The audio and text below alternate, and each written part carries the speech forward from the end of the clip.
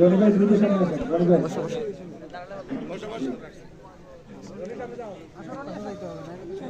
জি, রনি ভাই নেতৃত্বে ইয়াসিন আর আপনাকে ফুল দিয়ে বরণ করেন।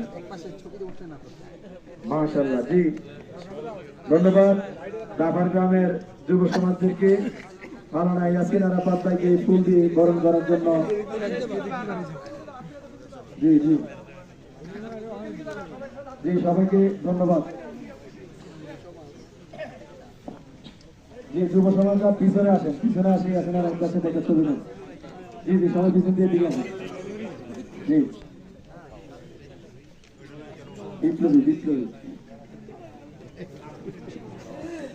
আধা মধ্যে বসেন।